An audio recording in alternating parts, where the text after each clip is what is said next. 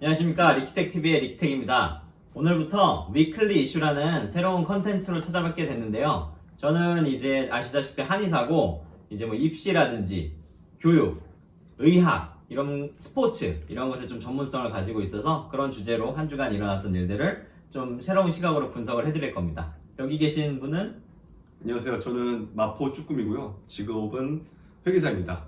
제가 이제 담당하게 될 분야는 주로 뭐 부동산, 경제, 뭐 엔터테인먼트, 그리고 뭐 세금 이런 쪽을 담당하게 될 것입니다.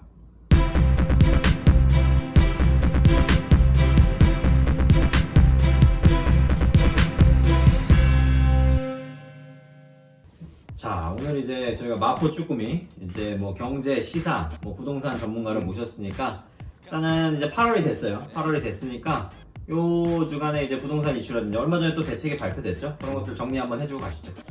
지난달에 일단 대책이 나왔지.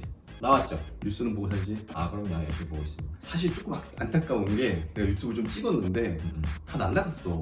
감독님이 이거 못 쓰겠대. 다 날렸어. 아, 정말 저희가 그때 예언을 엄청 많이 했는데 100% 적중했는데 그렇죠. 아주 아쉽긴 해 그거는. 근데 내가 그때 이제 무슨 얘기를 했냐면은 나 집에서 자빠서 잠만 잤는데 집값이 1억 2억 그냥 올랐다 이런 얘기를 했어. 지금 더 큰 일이 나왔어. 요즘에 하늘에서 비 떨어졌지. 그렇죠. 한두 달 내렸잖아. 웨이. 지금 나는 비 와서 너무 막 집값 떨어질까 봐 걱정했어. 근데 오늘 비 그쳤잖아. 네. 비 그치고 나니까 공시가 떴어. 아, 또 실거래가 떴는 실거래가 1억 올랐어. 또 우리 집 1억 올랐어. 부동산 대책에 곰곰이 살펴보면은 정책적으로 이게 공급을 좀 최대한 많이 늘리고 이 투기 세력을 억제를 해야 되는데 그러지 못하는 면이 분명히 있고 조금 아쉽긴 해. 그래서 집값이 그때도 계속 오를 거다 이런 예상을 했었고 내가 등기 없는 사람들, 영등기들, 뭐 1등기들은 어떻게든 집 하나 더 사는 게 좋지 않겠냐 이런 얘기를 했는데 아니나 다를까 집값이 또 올랐어. 좀 안타깝다 그거는. 저는 그래도 마음을 많이 내려놨습니다. 내려놨어. 마음을 많이 내려가고 저 요즘 차 보고 있어요.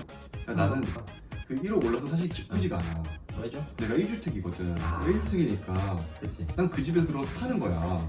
그치. 그리고 이제 사실상 뭐 내가 집값 1억이 올라서 아싸 1억 올랐다 이러면서 이사가고 싶어가지고 내가 오는 길에 또 강남 집값을 검색했어. 이제 쭈꾸미가 이동하고 싶은 내가 마포 살거든. 그래서 이제 알아봤는데 강남은 더 많이 올랐어. 더 많이 올랐어. 한 2, 3억 더 올랐어. 그러니까 내가 내 집 팔아도 갈 데가 없다. 갈 데가 없어. 갈 데가 없으니까 약간 속상해 그거는. 근데 한 가지 희망적인 사실이 있어. 임대차 사건. 아, 새로 발표된 거. 그 핵심이 뭐냐면은 계약 갱신권 이런 게 있어. 그러니까 집주인한테 내가 2년 동안 전세를 살고 있잖아. 저요 지금. 살고 있잖아. 전세 만기 이제 2년 전에 두 달 전에 그때까지 집주인한테 말하는 거야. 이 집 더 연장할게요. 그럼 무조건 살 수 있어. 무조건 살 수 있어. 앞으로. 똑같은 가격으로. 살 수 있어. 오. 5%인가 지금밖에 안 돼. 아, 최대한도 5%. 그러니까 집주인이 가격을 마음대로 못 올려. 그래서 이게 왜 희망적이냐면은 이제 임대차 상법이 시행이 돼. 그러니까 지금 임대인들은 어떻게 생각하겠어? 이게 시행이 되면은 다음번 전세입자는 4년 이상 살겠다. 아, 그렇죠. 그러면은 전세금 못 올리겠다. 그럴 거 아니야. 2년마다 사람이 바뀌어야지. 전세금을 사람을 내보내고 새로 받으면서 전세금을 계속 몇천씩 뭐 1억씩 2억씩 올릴 거 아니야. 올리죠. 근데 한 사람이 계속 거주를 하는 거야. 그럼 전세금을 못 올리잖아. 4년 동안. 4년 동안. 그러니까 약간 속상한 거지. 그렇죠. 속상하잖아. 그럼 미리 올려. 아, 그러니까 끝까지 선반영된다는 근데 거야. 선반영 됐어. 이게 좋은 거야. 이게 왜 좋아? 선반영되냐? 선반영이 됐다는 거는 갭이 줄어드는 거야. 아, 그걸 그렇게 해서. 갭이 줄어드는 거야. 지금이 그래도 투자의 타이밍이다. 요 타이밍이 이제 전세값이 또 올라가니까. 전세값이 올라가니까 갭이 줄었지. 그러니까 이제 투자를 해라. 그러니까- 그렇게 갭 투자하지 말라고 지금 정책을 낸 건데 또. 근데 이것도- 아니지. 그 정책은 또 이제 정책을 다주택자들을 대상으로 한 아. 정책이고 지금은 모등기들, 영등기들 있잖아. 그렇지. 전부 다 집 사야 돼. 또 다시 집 사라고. 집 사야 돼. 지금 갭 줄어든 틈에 얼른 사서 얼른 사서 또 하나라도 이제 메꿔놔. 하나라도 메꿔놓고. 그럴 수밖에 없어. 결국은 집을 사야 된다. 집을 없는 사람은 사고 1주택 있는 사람은 하나쯤 더 사는 게 좋을 것 같긴 해. 다주택자는 조금 이제 조심할 필요는 있고 세금이 늘어나니까. 보유세가 좀 늘어나서 조금 조심하긴 해야 되는데 그렇게 막 부담되는 수준은 아닌 것 같긴 해. 자, 그 다음에 이제 또 이제 이슈가 되는 게 예전에 그 사건 기억해요? 저 이제 입시 얘기 좀 할 건데 입시? 입시 수능 수능? 그렇지. 수능 언제 봤는데? 저는 저는 이제 10년 정도 돼. 왜냐면 저는 수능을 많이 봤어요. 몇 번? 4번 봤어, 4번. 4번 봤어? 4번 봤어요. 그러니까 2009년도 수능이 마지막이에요. 간단하게 얘기하자면 이제 저는 이제 재수한 건 아니고 현역대 학교를 갔는데 가가지고 처음에 이제 들어갔는데 이제 공대를 갔는데 이제 마음에 안 들어가지고 그래서 한 학기 다음에 휴학하고 한번 보고 휴학은 반수지. 반수를 한번 반수를 하고, 한번 이제 치렀어. 반수라고 한번 하고 그때는 이제 점수가 잘 안 나와서 그래서 이제 과외를 많이 하면서 한 번 더 봅니다. 과외 선생님. 막 과외 수능 과외 선생님. 수능 과외 선생이 애들 가르치면서 과외 수능 한번 더 봐요. 학교를 독학하고 엄마한테는 얘기 안 하고 몰래 그걸 3반수라 그래요.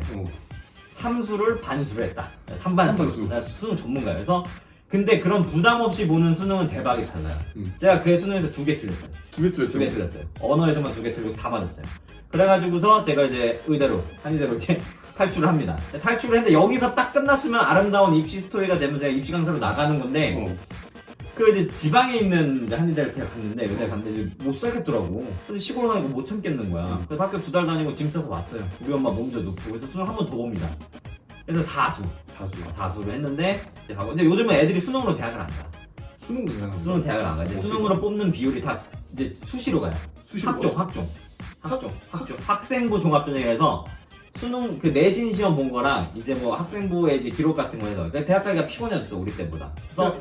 그래서 이 문제가 아니 너 의사하면서 지금 과외 선생님도 아니야? 아니야 이 전문가야. 다 알고 있어. 수능에 트는 거 어느 정도 수능 알고 있고. 그래서 이제 오늘 할 얘기가 이제 숙명여고 쌍둥이 얘기예요. 이제 초반 서론이 길었는데 제가 이런 이제 백그라운드를 갖고 있으니까 이제 이제 쌍둥이도 이제 오늘 유죄가 떴어요. 아버지에 이어서. 나 이거 옛날에 뉴스 봤어. 뉴스 봤죠.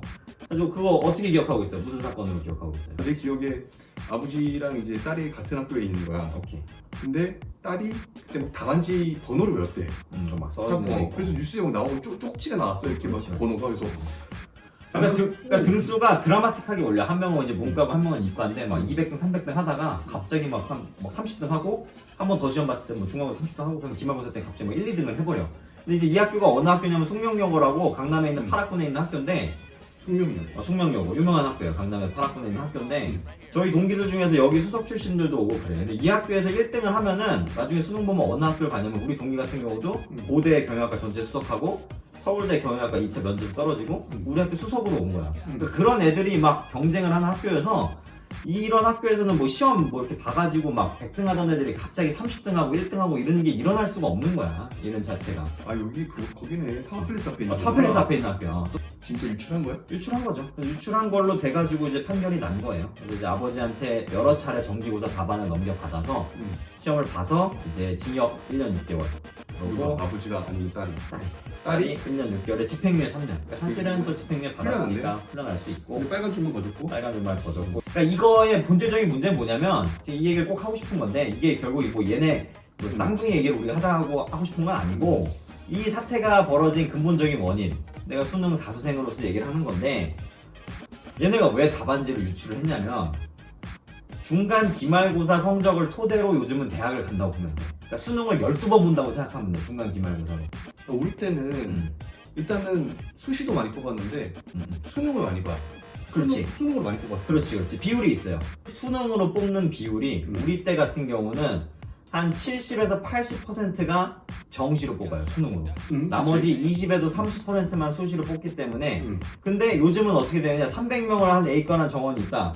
그러면 200명, 250명을 그 학생부 종합전형이나 수시 여러 가지로 뽑고 나머지 50명만 수능으로 뽑아. 아 학생부로 뽑으면은 내신이잖아. 내신이잖아. 근데 내신으로 뽑으면은 학교마다 차이가 나잖아. 그거 어떻게? 그거 이제 보정이 안 되는 거지. 그래서 이제 그런 거를 이제 학교 생활 기록부나 이런 걸로 이제 근데 이제 외고라든지 특목고라든지 자사고라든지 이런 데를 뽑고 싶잖아. 대학들은 걔네들을 뽑고 싶다고. 일반고 1등을 뽑고 싶은 게 아니라 외고에서 전교 꼴등을 해도 걔네들을 뽑고 싶은 게 대학의 솔직한 마음이야. 우리가 다 서울에 있는 아파트를 갖고 싶듯이. 근데 그것이 현실인데 정부는 그걸 인정하지 않아. 고교 간의 학력 간의 차이가 있다는 걸 인정하지 않아. 그렇기 때문에 이제 꼼수를 쓰는 거지. 애들은. 그래가지고서 그러니까 이제 그 어떻게 해서든지 그거를 드러내게 하는 거야. 사실은 그 특이 상황이라든지 뭐 그 학교에만 있는 동아리라든지 그런 걸 통해서 걔네들을 골라내. 그래서 걔네들 다 등급 낮아 5등급을 합격시켜주고 뭐 1반 1, 2등급을 떨어뜨리고 이렇게 하고 싶은데 근데 이제 하도 이제 수시 비율이 올라가서 그래서 요즘은 입시 전략적으로 보면은 옛날에는 뭐 특수목적고나 과학고 외고 이런 데 가는 게 유리했지만 요즘은 일반고에 가서 내신을 관리하는 게 더 유리하고 제도 자체가 잘못됐고 극단적으로 얘기하는 것 같지만 다 없어져야 돼. 이거 다 없애고 수능으로 한 90% 뽑고 수시는 정말로 한 10% 3년 동안 성실하게 전교 1등 해가지고 수능 내신을 잘 받아가지고 이런 애들 뭐 그런 애들로 뽑아야지 이 정권 이 정책 자체를 교육부가 왜 자꾸 이렇게 짜는지 모르겠어. 그러니까 기본적인 생각이 이런 것 같아. 시험을 봐서 1등부터 100등까지 줄을 세우는 것 자체에 거부감이 있어. 근데 나는 그게 잘못된 거라고 봐. 그게 가장 공정하고 수능 시험장에 들어가서 자신이 애들이 쏟아낸 걸로 이제 그 결과를 내야 되는데 그게 아니라 부모가 도와준다는 거나 뭐 자소서를 써준다든지 그런 것들이 실제로 정말 많거든. 그런 것들로 애들이 대학을 가게 되는 거. 그런 것들은 공정하지 않다. 자, 오늘 위클리 이슈 첫 번째 시간이었고요. 저희가 앞으로 이렇게 한 주간의 이슈를 좀 저희의 시선으로 정리해드리겠습니다. 저는 이제 의학, 교육, 사회 뭐 이런 분야를 좀 정리해드릴 거고 저는 부동산이나 세금이나 뭐 엔터테인먼트 사업 이런 쪽을 정리해드리겠습니다. 네, 감사합니다.